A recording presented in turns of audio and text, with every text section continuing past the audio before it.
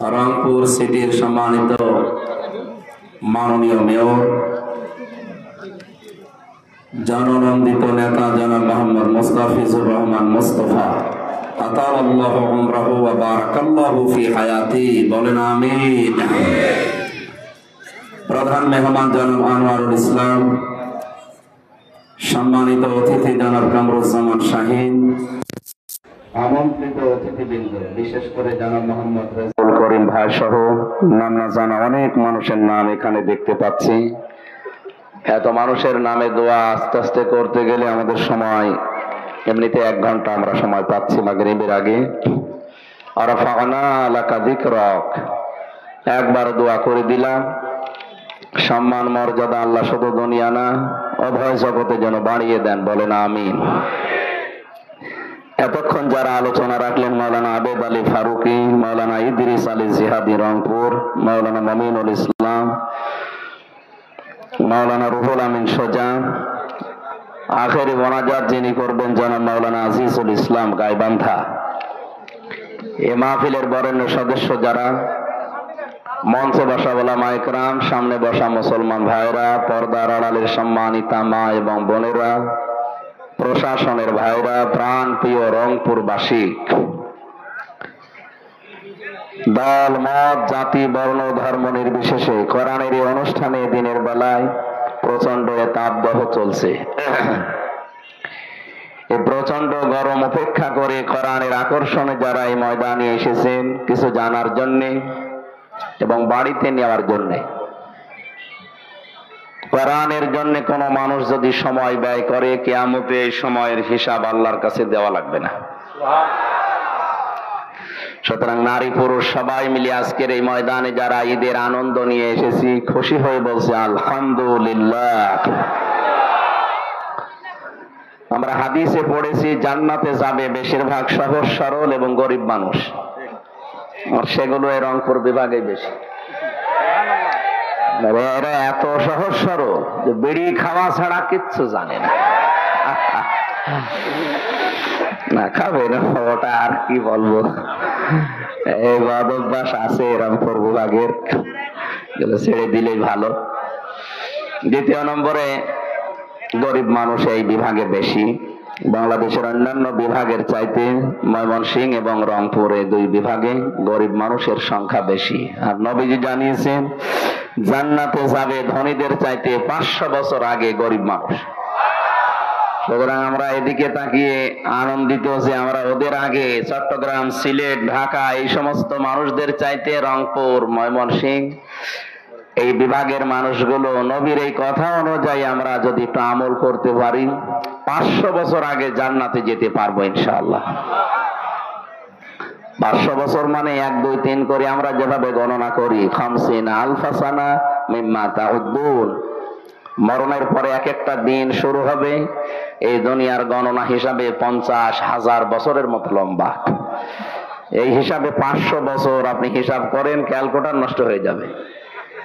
সুতরাং বিশাল সুযোগ, দুনিয়ায় কষ্টের মাধ্যমে হলেও আল্লাহ যে আখেরাতে আমাদেরকে দান করবেন, নবীর এই কথা আমরা 100 ভাগ বিশ্বাস করি, নাকি বলেন বলেন? সুতরাং 100 ভাগ বিশ্বাসের উপরে আমরা এই মনে করে আজকে বাড়ি যাব যে আল্লাহ আমাদেরকে ধনীদের চাইতে যেন 500 বছর আগে আখেরাতের যে হিসাব এ অনুযায়ী যেন জান্নাতে পৌঁছিয়ে দেন, বলেন আমিন। নবীজি জানিয়েছেন মান ক্বালা বিহি সাদাকা, যারা কোরআন দিয়ে কথা বলে দুনিয়ায় এরা সত্য কথা বলে। সুতরাং আজকের এই ময়দান থেকে সিদ্ধান্ত নিয়ে বাড়ি যাওয়া লাগবে যে কোরআন ছাড়া অন্য কোন বিষয়ের কথা আমরা শুনতে চাই না, আর বিশ্বাসও করি না। আমান আমিলা বিহি উজিরা, যারা কোরআন দিয়ে আমল করে তাদের পুরস্কার আল্লাহ নিজে দেবেন। আজকে আমরা কোরআনের 7টা আমলের কথা এখান থেকে শুনে যাব। 500 আমল আছে কোরআনে। কত? আজকে 7টার মতো আলোচনা করবো ইনশাআল্লাহ। আল্লাহ যেন পুরস্কার আমাদেরকে নিজের হাতে দান করেন। আবার হাকামা বিহি আদালা, যারা কোরআন দিয়ে বিচার করে এরা ন্যায় বিচার কায়েম করে। অমাং দাহা ইলাইহি হাদা, যে ব্যক্তি কোরআন দিয়ে মানুষকে ডাকে আল্লাহ তাকে হেদায়েতের উপরে রাখে। তাহলে হেদায়েতের উপরে থাকতে গেলে বড় জুব্বা গায়ে দিয়ে, পাগড়ি মাথায় দিয়ে শুধু তসবিহ হাতে নিয়ে থাকলে হেদায়েতের উপরে থাকা যায় না। হেদায়েতের উপরে থাকতে গেলে কোরআন দিয়ে মানুষকে ডাকা লাগে। কথা বুঝতেছেন? তাহলে আজকে থেকে টার্গেট নেওয়া লাগবে। আমরা ডাকতে হলে কে দিয়ে ডাকবো? পরবর্তী কথাটা আরো মারাত্মক। ফাকাদ হুদিয়া ইলা সিরাতিম মুস্তাকিম। নবীজি বলেন, কেউ যদি কোরআনের ডাকে সাড়া দিতে পারে, আল্লাহ তাকেও সহজ জান্নাতের পথ নসিব করে দেবে। সুতরাং আমি হেদায়েতের উপরে থাকার নিয়তে কোরআন দিয়ে আজকে ডাক দেব, আর আপনি জান্নাতের পথ পাওয়ার জন্য কোরআনের ডাকে সাড়া দেবেন। তাহলে আজকের মাহফিল সাকসেস হবে ইনশাআল্লাহ। বিশ্বনবী জানিয়েছেন, মান কারাআল কুরআনা ফাস্তাযহারাহু ফাহাল্লা হালালাহু ওয়া হাররামা হারামাহু আদখালাহুল্লাহুল জান্নাহ ওয়া শাফাআহু ফি আশারাতিন মিন আহলি বাইতিহি কুল্লুহুম ক্বাদ ওয়াজাবাত লাহুন নার। তিরমিজি শরীফের হাদিস। হযরত আবু হুরায়রা রাদিয়াল্লাহু তাআলা আনহু বলেন, বিশ্ব নবী নিজে জানিয়েছেন, যে ব্যক্তি কোরআন পড়ে, কি করে?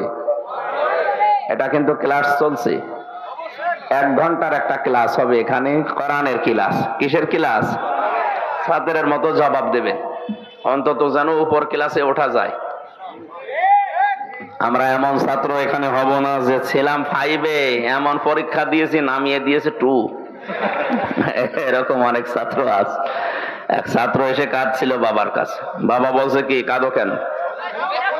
এই ছেলে ডিস্টার্ব করো কেন? কি করে?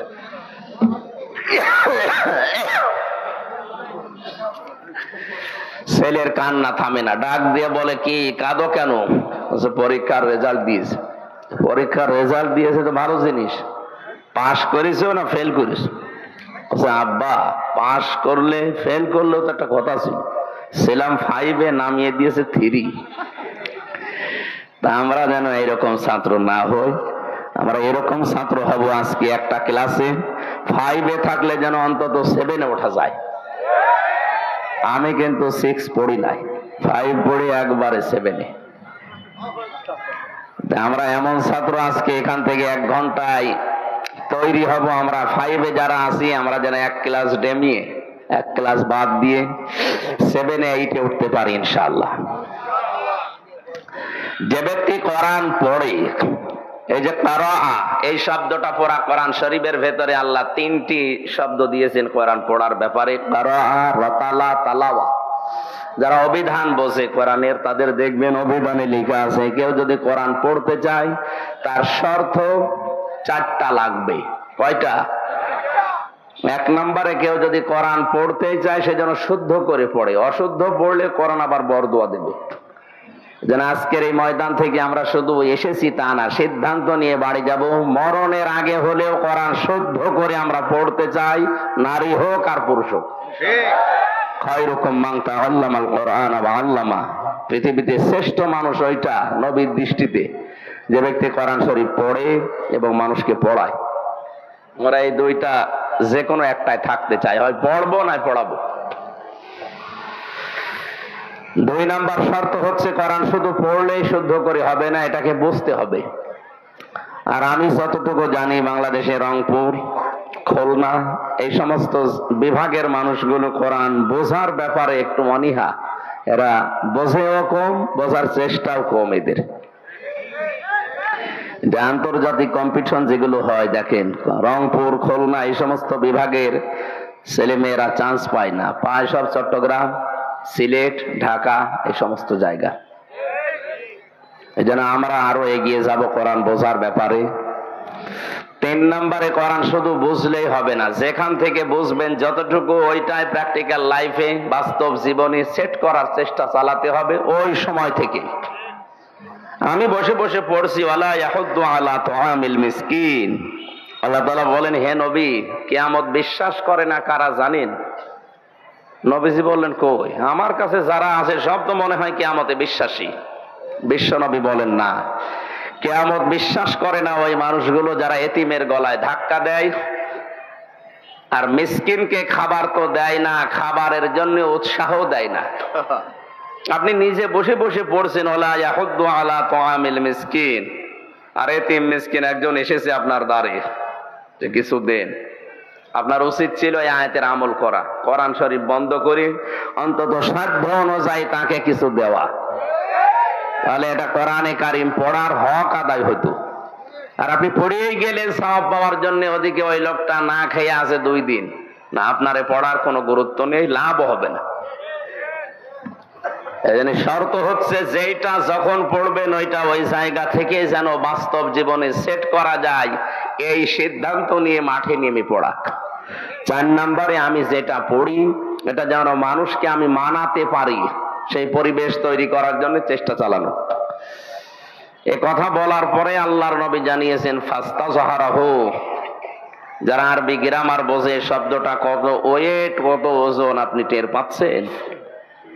99টা অর্থ আছে এজহার শব্দের।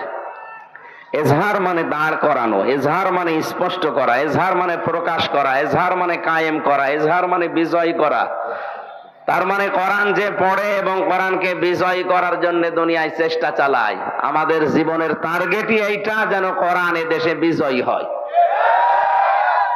কারণ আমরা এই কোরআনের মালিক না, আমরা কোরআনের কামলা, খাদেম। আমরা কি এর মালিক নাকি? এর মালিক কে? আমরা খাদেম, কামলা। এই যে জমিনটা, এর মালিক আমি না, একজন মালিক আছে। আমাদের মতো 5-6 জনকে যদি জমির মালিক বলে আপনারা ধান লাগান, এখানে বিকাল 5টার সময় বেতন দিয়ে দেব। আমরা সারাদিন ধান লাগাচ্ছি, 10 মিনিট আগে 5-6 জন মস্তান মোটরসাইকেল নিয়ে এসে বলছে ধান লাগানো যাবে না, যা লাগিয়েছেন সব তুলে ফেলেন। আমরা বলবো ভাই এ ধানও আমাদের না, এ জমিও আমাদের না, আপনারা ধান তুলে ফেলবেন না কি করবেন, আর 10 মিনিট পরে শুরু করেন, কারণ আমরা বেতনটা নিয়ে নেই। কথা বলেন না কেন? বেতনটা পেয়ে গেলে আমাদের কাজ শেষ। এ জমির মালিক আমরা না, ধানের মালিক আমরা না, আপনারা ধান তুলে ফেলবেন না বাড়ি নিয়ে যাবেন, যা করবেন কিন্তু 10 মিনিট পর। কারণ এই 10 মিনিট আগে ধান তুলে ফেললে বাড়ির মালিক আমাদের বেতন দেবে? বেতন তো দেবে না, তার জমি নষ্ট করার জন্য আরো জরিমানা নেবে। কি বুঝলেন আপনি এখান থেকে? বিকাল 5টা মানে জীবনের শেষ দিন। বিকাল 5টা মানে কি? বেতন মানে আমাদের আল্লাহর বানানো যে বাগান, জান্নাত। এরপরও যদি মস্তানি করে আপনি ধান তুলে ফেলতে চান 10 মিনিট আগে, আমি কিন্তু শক্তি নেই, তারপরও ছেড়ে দেব না, কারণ আমার রুজি রুটি এর ভেতরে। 10 মিনিট না হলে বেতন পাবো না, এটা না হলে আমার সংসার চলবে না। আপনাকে যদি বেঁধে রাখা লাগে, দরকার হয় বেঁধে রাখবো, যদি মেরে ফেলা লাগে মেরেও ফেলবো, তারপরে অন্তত 10 মিনিটে জমিন পাহারা দেওয়াই লাগবে। আল্লাহ রাব্বুল আলামিনের কোরআনের যেহেতু আমরা খাদেম, এই জমিনে কোরআনে কারিম যদি আমরা চেষ্টা চালা কায়েম করার, বিকাল 5টা জীবনের শেষ দিন পর্যন্ত চালাতেই হবে। এর ভেতরে কেউ যদি মস্তানি করেন, দরকারে বেঁধে রাখা হবে।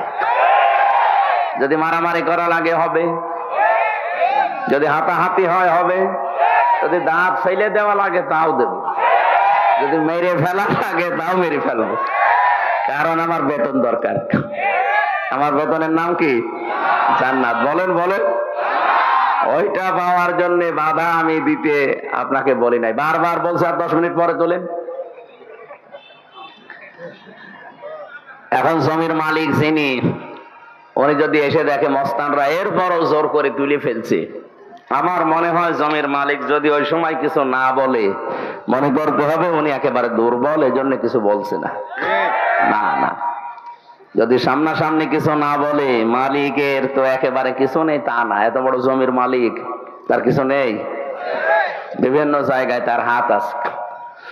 মস্তানরা যেন মনে করে এখন যদি সরাসরি আমাদের কিছু না বলে, এ মালিক যদি গোপনে বিভিন্ন রকমের হাত দিয়ে আমাদেরকে ধরে, বাপ বলার সময়ও দেবে না।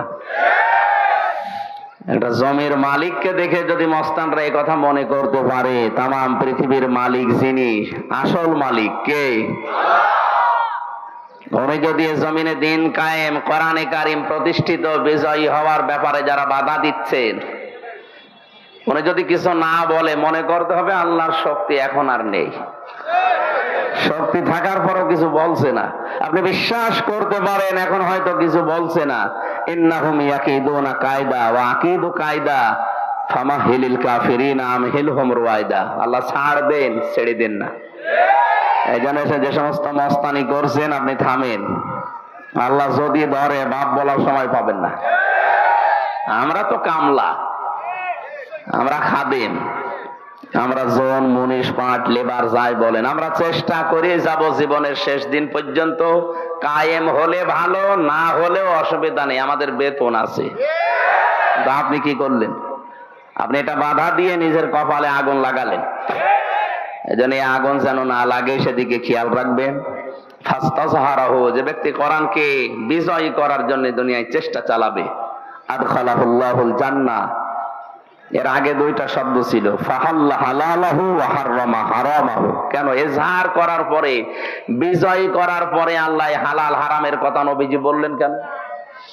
হাদিসের ব্যাখ্যায় আমি পড়েছি, বিশ্ব নবী জানিয়েছেন, কোরআনে কারিম যদি ব্যক্তি, পরিবার, সমাজ এবং রাষ্ট্রে কায়েম থাকে, বিজয়ী থাকে, তাহলে ওই দেশে হালালকে হালাল, হারামকে হারাম জেনে চলা সহজ। আর কোরআন যদি কায়েম না থাকে, ও দেশে যদি জিবরাইলও বাস করে, তারও হালালকে হালাল, হারামকে হারাম জেনে ছেড়ে দেওয়া কঠিন। এদেশে আজ কোরআন বিজয়ী নেই। এই জন্য যে আমার মাথার ভেতরে যে টুপি, অনেক সুন্দর দেখতে মনে হচ্ছে, কিন্তু এর ভেতরেও সুদ আছে। এখন যদি বলেন হুজুর কি বললেন, সুদের টুপি মাথায় দিয়ে ওয়াজ করছেন? হ্যাঁ, কারণ হয়তো আমি 200 টাকা দিয়ে এই টুপিটা কিনেছি, টাকা আমার জায়েজ, টাকা হালাল। এই টুপিটা যে মার্কেটে, যে ফ্যাক্টরিতে তৈরি হয়েছে, ওই ফ্যাক্টরির মালিক লোন নিয়ে ফ্যাক্টরিটা দিয়েছে। কথা বলছে না কেন? তাহলে ডাইরেক্ট ইনডাইরেক্ট এদেশে যতদিন যাকাত ভিত্তিক অর্থনীতি কায়েম না হবে, ফেরেশতা জিবরাইল এসে যদি বাস করে এদেশে, সেও সুদখোর। এই জন্য যাকাত ভিত্তিক অর্থনীতি কায়েম যতদিন না হয়, এটা কোরআনের নির্দেশ না? নামাজের কথা 82 বার, যাকাতের কথা ফাকিমুস সালাতা ওয়া আতাবুজ যাকাত, নামাজ কায়েম করো, যাকাত প্রদান করো। এই জন্য আমাদের দেশে যারা দায়িত্বে আছে, আমাদের প্রধানমন্ত্রী শেখ হাসিনা সহ যারাই দায়িত্বে আছেন, অর্থনৈতিক যে বিষয়, এটা ইবাদত আমরা অনেকে মনেই করি না। এটা যে একটা ইবাদত অনেকে মনে করি না, অথচ হালাল রুজি না হলে আপনার ইবাদতও কবুল হবে না। বলেন, যাকাত ভিত্তিক অর্থনীতি কায়েম হয়ে গেলে বাইরের দেশে আমাদের এভাবে আর হাত পাতা লাগবে না। বিভিন্ন ব্যাংকে যে টাকাগুলো পড়ে আছে, এই টাকাগুলো যদি সরকার কালেক্ট করে যাকাতের মাধ্যমে, এককালীন দানের মাধ্যমে, এদেশে 3 বছর পরে যাকাত নেওয়ার জন্য মাইকে ঘোষণা দেওয়া মানুষ পাওয়া যাবে না। এটা জরিপ এসেছে, আমি বানিয়ে বলছি না। কোরআন যদি আমরা ইজহার করার, প্রতিষ্ঠিত করার, কায়েম করার চেষ্টা চালাই, এদেশে হালালকে হালাল জেনে মেনে নেওয়া সহজ হবে, আর হারামকে হারাম জেনে মেনে নেওয়া সহজ হবে। আদখালাহুল্লাহুল জান্নাহ, আল্লাহর নবী বলেন, তখন তাকে আল্লাহ জান্নাতে প্রবেশ করিয়ে দিয়েছে, না দেবে? না না, আদখালা এটা মাঝের সিগা, তার মানে সে জান্নাতে চলে গেছে। সুবহানাল্লাহ বলেন না, দাঁড়ান আগে। তো এখানে কথা ছিল আদখালাহুল্লাহুল জান্নাহ, আল্লাহ তাকে জান্নাতে দিয়েছে, না দেবে? কেন? তো মানুষ তো এখন আমরা মারা যায়নি, জান্নাতে দিল কি করি? হাদিসের টিকায় পড়েছি, কোন মানুষ যদি সত্যিই কোরআনে কারিমকে কায়েম অবস্থায় পায়, বিজয়ী অবস্থায় পায়, প্রতিষ্ঠিত অবস্থায় পায়, তাহলে ওই দেশে এমন একটা পরিবেশ কায়েম হবে যেন মিনি জান্নাত হয়ে যাবে। ওই দেশে বসবাস করা আর জান্নাতে বসবাস করা একই মনে হবে। আর কথার ওজন টের পাচ্ছেন? শাফাআহু ফি আশারাতিন মিন আহলি বাইতিহি কুল্লুহুম ক্বাদ ওয়াজাবাত লাহুন নার, তাকে সুপারিশ করার জন্য যোগ্যতা তাকে আল্লাহ দান করবেন এমন 10 জনের ব্যাপারে তার পরিবারস্থ লোকদের যাদের জন্য জাহান্নামের সিদ্ধান্ত হয়ে গিয়েছিল, শুধুমাত্র কোরআনের ইজ্জতে মহান আল্লাহ তার সুপারিশ গ্রহণ করে তাদের জান্নাতে ঢুকিয়ে দেবেন। এই কোরআন পড়ার জন্য, শোনার জন্য, বোঝার জন্য, মানার জন্য আমরা এসেছি। সেখান থেকে 6666টি আয়াতের মাত্র কয়েকটা আয়াত আমরা পড়েছি সূরা মাআরিজ থেকে। তাফসীরুল কোরআন মাহফিল লেখা আছে, তাফসীর আকারে আমরা কথা বলবো ইনশাআল্লাহ। আমার আজকের আলোচনার বিষয় হচ্ছে মুক্তিপণ। কি বললাম? বলেন না কেন? মুক্তিপণ শব্দ শুনেই কেমন ভয় ভয় লাগছে না? অনেককে ধরে নিয়ে যায়, তখন মুক্তিপণ দাবি করে। যে সমস্ত সাগর এলাকা, নদী এলাকায় যারা মাছ ধরতে যায়, এদেরকে জলদস্যু যারা আছে, ডাকাত যারা আছে, গুম করে ধরে নিয়ে যায়। যে পরিবারের কাছে খবর দেয় যে ছেড়ে দিতে পারি, মুক্তিপণ দেওয়া লাগবে। কি দেওয়া লাগবে? কোরআনে কারিমে এই শব্দটাকে আল্লাহ কোড করেছেন, মুক্তিপণ। এই যে মানুষটাকে ধরে নিয়ে গেল, তার পরিবারস্থ লোকদের অবস্থা কি হয়? আল্লাহ বলেন কিয়ামতের কঠিন ময়দান এমন ভাবে তৈরি করব, মানুষ মুক্তিপণ দিয়ে বাঁচার জন্য কি কি দিতে চাইবে সেইগুলো আমি উল্লেখ করলাম। আল্লাহ রাব্বুল আলামিন বলেন ইউবাসসারুনাহুম ইয়াবাদুল মুজরিমু লাউ ইয়াফতাদি মিন আযাবি ইয়াউমিদিন বিবানি। কিয়ামতের এই কঠিন ময়দান যেদিন শুরু হবে, মানুষ নিজেকে বাঁচাতে সর্বপ্রথম তার সন্তান আল্লাহকে দিয়ে দেবে। বলবে, মাবুদ আমার এই ছেলে মেয়ে দিয়ে দিলাম, তুমি আমাকে মুক্তি দাও।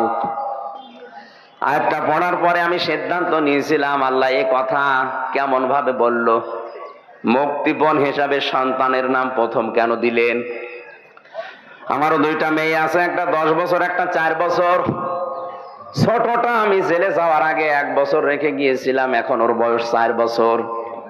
ওর প্রতি আমার যে দুর্বলতা, যে ভালোবাসা, আর ও আমাকে যেভাবে ভালোবাসে, আমি তো বাস্তবে ওর দিকে তাকিয়ে মাঝে মাঝে চিন্তা করি, তামাম বাংলাদেশ যদি কেউ বলে দিয়ে দিলাম, ফারিহাকে দিয়ে দেন, আমার দ্বারা সম্ভব না। আমি সন্তান হিসাবে তাকে এতটুকু ভালোবাসার কারণে যদি বাংলাদেশ লিখে দিলে ওকে আমি দিতে না চাই, যদিও দেওয়া সম্ভব, কিন্তু দিতে আমার মন চাচ্ছে না। কিয়ামতের ওই কঠিন ময়দানে আল্লাহ বলেন ফারিহাকে পর্যন্ত হামজা বলবে, আল্লাহ এটাও দিয়ে দিলাম, নেন, আমারে বাঁচান। কোরআনে কারীম জানিয়েছে, ফাকাইফা তাত্তাকুনা ইন কাফারতুম ইয়াউমা ইয়াজআলুল ওয়িলদানা শিবা।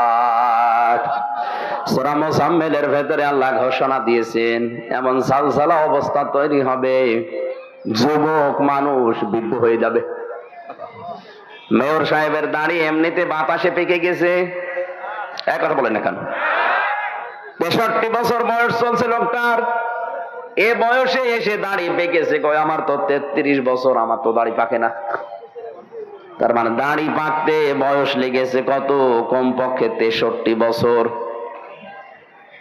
আমি একটা যুবক মানুষ, আল্লাহ বলেন কিয়ামতে এমন কঠিন জালজালা অবস্থা পয়দা করব, হামজার মতো 33 বছরের যুবক, মোস্তফা সাহেবের মতো 63 বছরের বুড়ো হয়ে যাবে। আপনি কথাগুলো খুব নরমাল বলছি তা না, একটু ভাবেন তো হৃদয় দিয়ে, কি অবস্থা আল্লাহ বানাবেন। আল্লাহ পাক বলেন সন্তান হওয়ার জন্য মেয়েদের লজ্জা স্থান লাগে, কিয়ামতের কঠিন ময়দানে লজ্জা স্থান লাগবে না, পেট ফেটে বের হয়ে যাবে।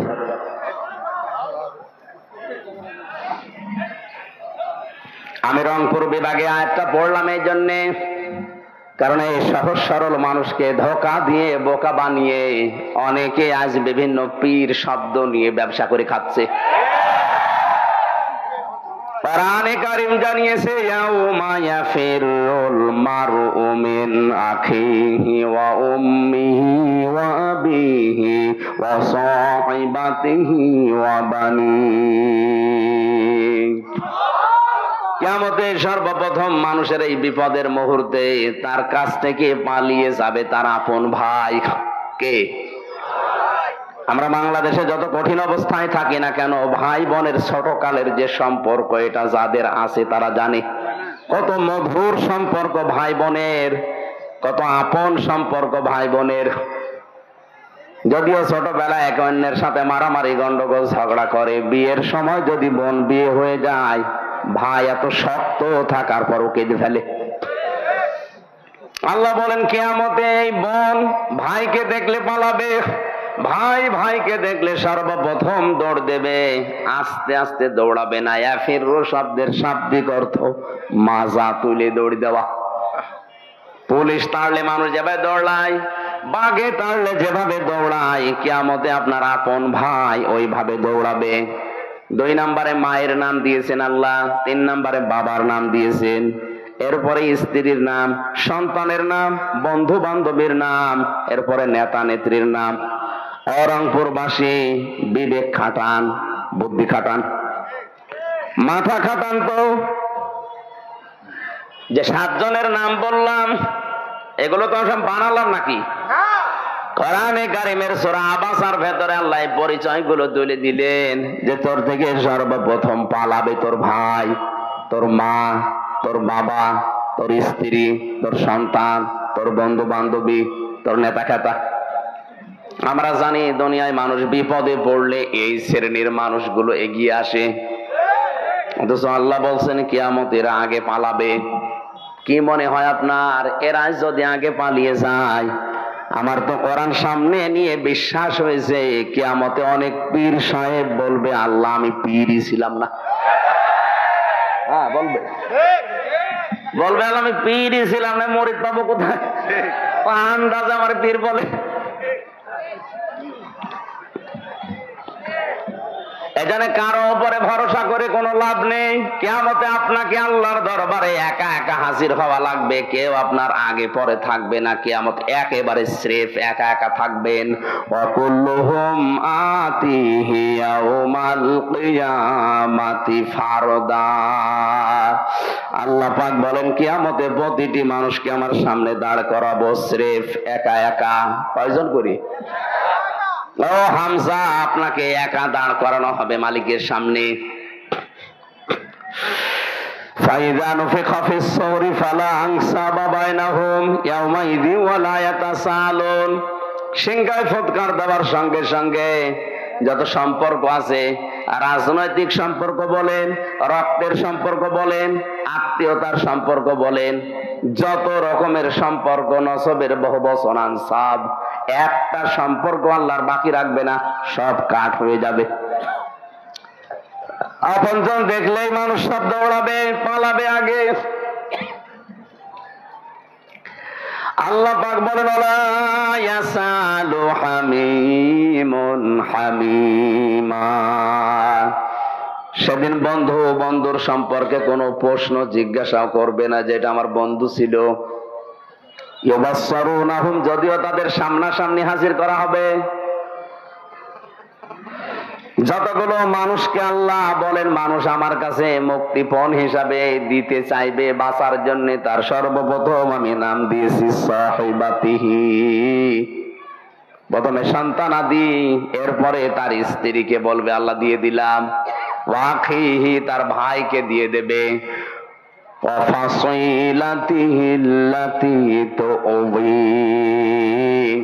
তার জ্ঞাতি গোষ্ঠী, যাদের কাছে সে রাজনৈতিক আশ্রয় পেত, সামাজিক পারিবারিক আশ্রয় পেত, এই মানুষগুলোকেও বলবে আল্লাহ এদেরও দিয়ে দিলাম। কথাটা এত সহজ মনে হচ্ছে আপনার, কত কঠিন অবস্থায় পড়লে মানুষ এই বিষয়গুলো সব দিতে চায়, আপনি নিজে ভাবেন। এবার পরের কথা আরো কঠিন। ওমান ফিল আরদি জামিআ, আল্লাহ বলেন শুধু সন্তান আদি, বউ, ভাই আর জ্ঞাতি গোষ্ঠী না, দুনিয়ায় যত কিছুর মালিক ছিল, অস্থায়ী অস্থায়ী, সব বলবে আল্লাহ আমি দিয়ে দিলাম। এরপরও তুমি আমারে বাঁচাও, আমাকে মুক্তি দাও। আল্লাহ এতটুকু বলার পরে এবার কঠিন একটা ধমক দিয়েছেন, কাল্লা, কখনো না, ইন্নাহা লাযা, অবশ্যই তোকে আমি লাজায় প্রবেশ করাবো। কোথায়? বলেন বলেন। এই যে লাজা, এটা একটা জাহান্নামের দরজার নাম। রংপুরবাসী আমরা অনেকে দেশে বিভ্রান্তিতে আছি যে জান্নাত 8টা, জাহান্নাম 7টা। না, কোরআন হাদিসে এটা নেই। আমি কোরআনে পেয়েছি জান্নাতও একটা, জাহান্নামও একটা, কিন্তু জাহান্নামের দরজা আমরা জানি 7টা, আর জান্নাতের দরজা 8টা না। পুরা কোরআনে আল্লাহ জাহান্নামের দরজা যদিও 7টার বর্ণনা বেশি দিয়েছেন, জান্নাতের দরজার বর্ণনা দিয়েছেন 100টার উপরে। সচরাচর আমাদের বইতে লেখা আছে হয়তো 8টা, কিন্তু জাহান্নামের স্তর বা দরজা কয়টা? মোস্তফা সাহেব, আপনাদের মাননীয় মেয়র, ওনারেও যদি জিজ্ঞাসা, উনি তো জেনারেল শিক্ষিত, যে জান্নাত কয়টা বলেন তো, বলবে 8টা। জাহান্নাম কয়টা? 7টা। দেখলেন? জিজ্ঞাসা করেন তো কোনোদিন কোরআন হাদিসে কোনো জায়গায় পেয়েছে কিনা? শুধু শুনে শুনে। আমিও এতদিন এইটাই শুধু শুনে শুনে পাইনি। কোরআন পড়তে গিয়ে দেখি না, আমার আল্লাহ জাহান্নাম দিয়েছেন 1টা, আর দরজা দিয়েছেন 7টা। সূরা হিজরের 43-44 নাম্বার আয়াতে আছে, লাহা সাবআতু আবওয়াব লিকুল্লি বাবিম মিনহুম জুজউম মাকসুম। আল্লাহ পাক বলেন জাহান্নাম তার দরজা 7টা। যে যে অপরাধ করবে দুনিয়ায়, আমার আল্লাহ তাকে ওই দরজা দিয়ে জাহান্নামে প্রবেশ করিয়ে শাস্তি দেবেন। যতগুলো দরজা আছে জাহান্নামের, তার ভয়ঙ্কর দরজার নাম এই লাজা। নাম কি? বলেন বলেন।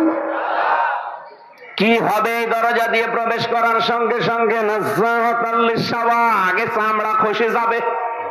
আপনার কি মনে হয় যে একটা ঘরের ভেতরে প্রবেশ করলে চামড়া এমনি এমনি খসে যায়? অবশ্যই এরকম যন্ত্রপাতি সেখানে সেট করা আছে। আমিও তো রিমান্ডে ছিলাম 10 দিন। ওই সমস্ত জায়গায় দেখেছিলাম যে যে ধরনের অপরাধ করে প্রশাসনের লোকজন সেখানে নিয়ে তাকে ওই স্বীকারোক্তি নেয়। আমার তো মূল্য চুরির মামলা মনে করেন, আমার তো আর ওই জায়গায় নেবে না। যে অস্ত্র নিয়ে ধরা পড়েছে মার্ডার মামলার আসামি, তার থেকে স্বীকারোক্তি নেওয়ার জন্য কিন্তু বলবে না সোনা মধু একটু বলো, বলবে তার নখ তুলে নেবে,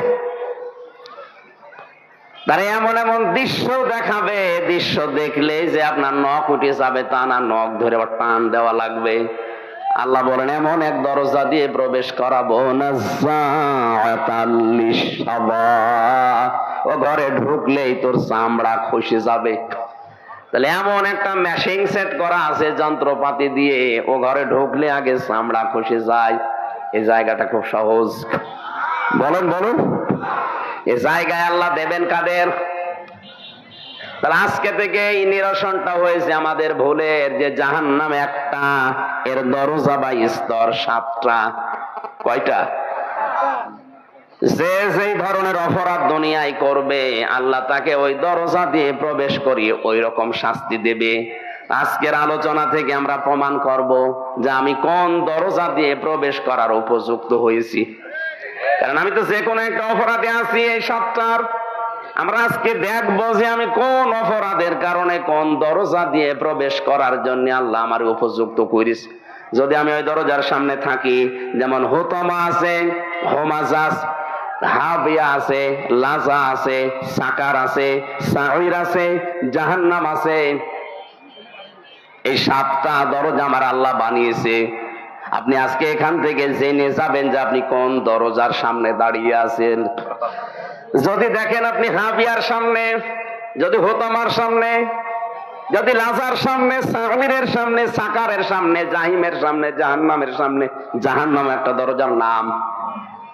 যে কোনো দরজায় অবশ্যই আমরা কেউ না কেউ আছি। যদি থাকি, আজকের আলোচনা শেষে ওই দরজা থেকে এক দৌড়ে আমরা জান্নাতের 100টা দরজা আছে, যে কোনো দরজায় প্রবেশ করব ইনশাআল্লাহ। আজকে আমার রাতের আলোচনা আছে মাওলানা সিরাজুল ইসলাম ফারুকী ভাইয়ের, এর রাজারহাট কুড়িগ্রাম, রাজারহাট রাত 9টা থেকে 11টা পর্যন্ত। ওখানে আমি জান্নাতের 100টা স্তরের কথা বলার চেষ্টা চালাবো, যে কয়টা পারি। আজকে জাহান্নামের স্তরগুলো বলছি, খুব মনোযোগ দিয়ে শুনবেন যে আপনি কোন দরজায় দাঁড়িয়ে আছেন। কষ্ট হচ্ছে?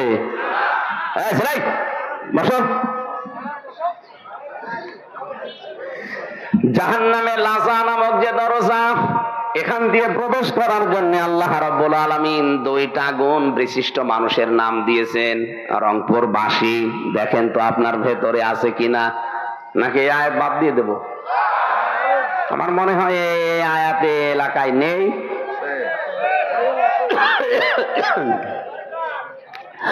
আল্লাহ পাক বলেন, যেখানে গেলে চামড়া আগেই খসে পড়ে যাবে, এখানে যাবে কারা জানো? তাদউ মান আদবারা ওয়া তাওয়াল্লা। এই জাহান্নামে লাযা নামক যে দরজা, এটা তাদেরকে ডাকবে যে মানুষগুলো সত্যকে সত্য জানার পরেও অহংকার করে মুখ ফিরিয়ে চলে যেত। আর বাংলাদেশে এই প্রকার মানুষ এখন বেশি। সত্যকে সত্য জানার পরও অহংকার করে ঘাড় ঘুরিয়ে চলে যায়। এ স্বভাব নেই মানুষের? হযরত ইব্রাহিম নবী আলাইহিস সালাম আল্লাহকে পাওয়ার জন্য তিনি বহু কিছু খোঁজ করেছিলেন।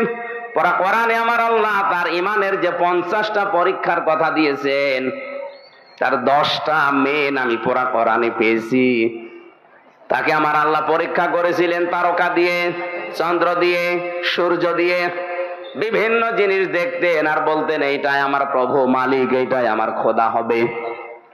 তখন যখন সব ডুবে অস্তমিত হয়ে যায়, তিনি বললেন না, ইন্নী ওয়াজ্জাহতু ওয়াজহিয়া লিল্লাযী ফাতারাস সামাওয়াতি ওয়াল আরদা হানিফা ওয়া মা আনা মিনাল মুশরিকিন।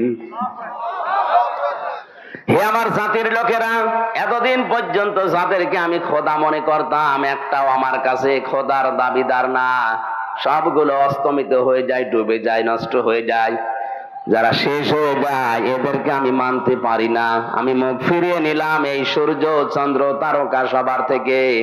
তোমরা যাদেরকে শরীক করো সব থেকে আমি মুখ ফিরিয়ে নিলাম ওই আল্লাহর দিকে, যিনি আসমান আর জমিন যথাযথভাবে বানিয়েছেন। আমি হানিফা, একনিষ্ঠ ভাবে মুখ ঘোরালাম। অমান মিনাল মুশরিকিন, আমি কিন্তু মুশরিক না, শিরিক করি না। ইব্রাহিম নবী আলাইহিস সালাম আল্লাহকে খুঁজে পেয়ে চেষ্টা করেছিলেন পাওয়ার জন্য, আর আমাদের চোখে আঙ্গুল দিয়ে সত্যকে দেখিয়ে দিল, আমরা মানতে চাই না। এই জন্য তাদউ মান আদবারা ওয়া তাওয়াল্লা, জাহান্নামে লাজারে দরজা তাদেরকে ডাকবে যারা সত্যকে সত্য জানার পরেও অহংকার করে মুখ ফিরিয়ে চলে যায়। এই আয়াতটা পড়ার পরে আমার যতটুকু ধারণা, বাংলাদেশের অধিকাংশ মানুষ এই লাজা দিয়ে প্রবেশ করবে। কারণ এত আলোচনা পৃথিবীর কোন জায়গায় হয় না, এত সতর্কবাণী উচ্চারণ দুনিয়ার কোন জায়গায় আমি দেখি না।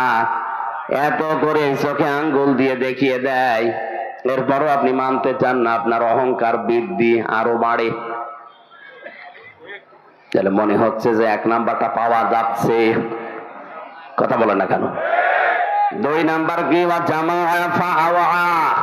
যারা মাল সম্পদ জমা করে আর সংরক্ষণ করার জন্য চেষ্টা চালিয়ে যায়। রংপুরবাসী, পৃথিবীর কোন সম্পদ স্থায়ী না। আপনি এখনই চোখ বন্ধ করেন, এমনি মিথ্যায় চোখ বন্ধ করে আপনি দেখেন সব কেমন যেন আপনার পর হয়ে যাচ্ছে। আর আপনি মাল সম্পদ বৈধ অবৈধ নেই, কোন রাস্তা দিয়ে আসে তাও দেখা দেখি নেই, আপনি জমা করতে আসেন। আর সব সময় এটা কি করে সংরক্ষণ করা যায় চেষ্টা করে যাচ্ছেন। তাহলে এই গুণ যাদের ভেতরে এই পৃথিবীতে আছে, তাদেরকে লাজা নামক দরজা ডাকবে, আসো তোমাকে সাইজ করছি। ভেতরে ঢুকিয়ে নিয়ে আগে চামড়া খসিয়ে ফেলবে। বলেন নাউজুবিল্লাহ। গুণ পেলাম কয়টা? বাংলাদেশে 2য় গুণের মানুষ আমরা এখন অহরহ দেখতে পাচ্ছি। বৈধনে অবৈধনে খালি জমা করে, আর সংরক্ষণ কি করে করা যায় যারা অবৈধভাবে ইনকাম করছেন দুইটা ক্ষতি হবে তাদের। এক নম্বরে ওই সম্পদ আপনাকে আল্লাহ ভোগ করতে দেবে না। এটা তো আমি বানালাম নাকি? সূরা তাহা 16 নম্বর পারা 19 নম্বর পৃষ্ঠার 13 নম্বর লাইনের 124 নম্বর আয়াতে আছে, অমান আ'রাদা আন যিকরি ফাইন্না লাহু মাঈশাতান দানকা ওয়া নাহশুরুহু ইয়াওমাল কিয়ামাতি আ'মা। যে ব্যক্তি আল্লাহর আইন বাদ দিয়ে, আল্লাহর বিধান বাদ দিয়ে উপায় করবে দুনিয়ায়, আল্লাহ পাক তার জীবনকে সংকীর্ণ করে দেবে। এদেশে 1734 জন মানুষ মেন দায়িত্বে আছে, তাদের জন্য বলছি, কারণ এটা রেকর্ড হচ্ছে, কালকে সারা দুনিয়া ছড়িয়ে যাবে। এই 1734 জন মানুষ এরাই বেশি বেশি ইনকাম করছেন। আপনারা জামা ফাওয়া আর এগুলো সংরক্ষণ করার জন্য অনেকেই বেগম পাড়া পর্যন্ত বানাচ্ছে। কয় মোস্তফা সাহেবের তো বেগম পাড়া নেই, আছে? যারা আজ অবৈধ বৈধ দেখা দেখি নেই, কামাই করছেন শুধু। এই যে দঙ্কা শব্দ আল্লাহ কোরআনে খেলা করার জন্য দিয়েছে তা না, আপনার জীবনের আয় উন্নতিতে আল্লাহ কোনো বরকত রাখবে না। কোরআনের আয়াত আপনি 100% বিশ্বাস করেন তো? হ্যাঁ, সুতরাং আমরা এখনই সতর্ক হব। এই লাজা নামক দরজা দিয়ে গেলে আল্লাহ ছেড়ে দিচ্ছে না, আগে চামড়া খসিয়ে ফেলবে, এরপরে শাস্তি শুরু হবে। যারা অবৈধ ভাবে আজ টাকা পয়সা ইনকাম করে পাহাড় পর্যন্ত তৈরি করে ফেলছেন আর সংরক্ষণ করার জন্য বিভিন্ন লাইন অবলম্বন করছেন, বৈধ অবৈধ দেখা দেখি নেই যে এটা টিকিয়ে রাখা লাগবে। আল্লাহ পাক বলেন দুনিয়ার জীবন তো সংকীর্ণ করে দেব, ময়দানে মাহশারে যেদিন তোরে তুলবো চোখ দেব না, অন্ধ করে তুলবো। قال رب لم حشرتني أعمى وقد كنت بصيرا। লোকটা তখন বলবে, মাবুদ আমার তো চোখ ছিল, আজকে আমি অন্ধ, একটু চোখ দাও, একটু আদম নবী দেখবো। কোন নবী? একটু আদম নবী কেমন ছিল? 60 হাত লম্বা ছিল, 36 হাত মোটা ছিল, একটু দেখবো কেমন লাগে। আল্লাহ ধমক দেবেন ওই সময়। কোরআনে কারীম বলেছে, ক্বালা কাযালিকা তাতকা আয়াতুনা ফানাসিতাহা ওয়া কাযালিকা লিয়াউমা তুনসা। এই নাফরমান, তোর কাছে আমার আয়াতগুলো এইভাবে গিয়েছিল, জানার পরে যেভাবে ভুলেছিলে, আজকের এই কঠিন ময়দানে আমি আল্লাহ তোরে ভুলে গেলাম।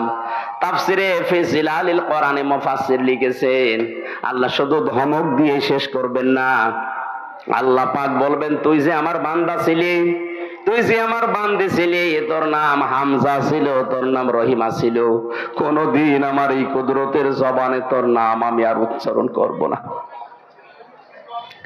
একটু নিজের সাথে মিলিয়ে দেখেন তো ওই ময়দানে কি অবস্থা হবে যদি আল্লাহ কোনদিন আপনার নামটা, এই যে বসে আছে রেজাউল ভাই, মোস্তফা, আল্লাহ যদি বলে মোস্তফা নামে আমার কোন বান্দা ছিল, কোনদিন আমার এই জবানে আর উচ্চারণ হবে না, যা তোরে ভুলে গেলাম, মানে কিয়ামত পর্যন্ত মেয়ের থেকে কোনো লাভ আছে না। ময়দানে মাহশারে, ওই কঠিন ময়দানে আল্লাহ যদি বলে, হামজা যা, তোরে আমি মাফ করে দিলাম, আমি যদি সারা জীবন জেলখানায় কাটাই তাও আমার জীবন সফল।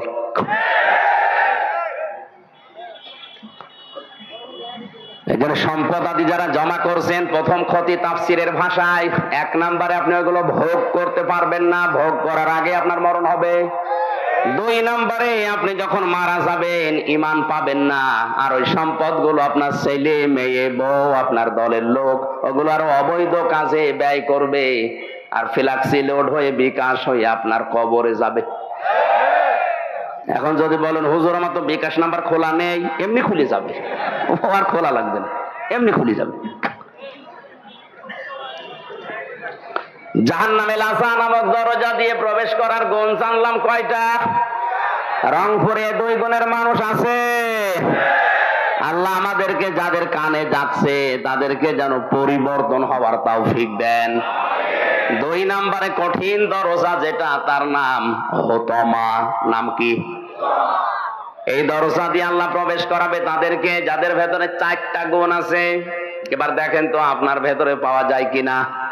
ওয়াইলুল লিকুল্লি হুমাযাতিল লুমাযা। 1 নম্বরে যে মানুষগুলো সামনে পেছনে মানুষের দোষ চর্চা করে, মানুষের নিন্দা করে, এটা তো দেশে নেই। একে অন্যের কথা লাগায়, কানে কানে লাগিয়ে সম্পর্ক নষ্ট করে দেয়, তালাতালি করে ধ্বংস হয়ে যায় ওই মানুষগুলো যারা সামনে পেছনে মানুষের নিন্দা করে। যে দোষ মানুষ করে নাই, ওই দোষ তার উপরে চাপিয়ে দিয়ে তার জীবনটা নষ্ট করে দেয়। আর এটা বাংলাদেশে এখন সবচেয়ে বেশি। কিচ্ছু জানি না, আন্দাজে এক দোষ আমার উপরে চাপিয়ে আমার জীবনটা জাহান্নাম বানিয়ে দিল। কথা বলছেন না? আর এটা মেয়েদের ভেতরে বেশি। ওরা এক জায়গায় বসলে শুধু দোষ চর্চা করে। সম্মানিতা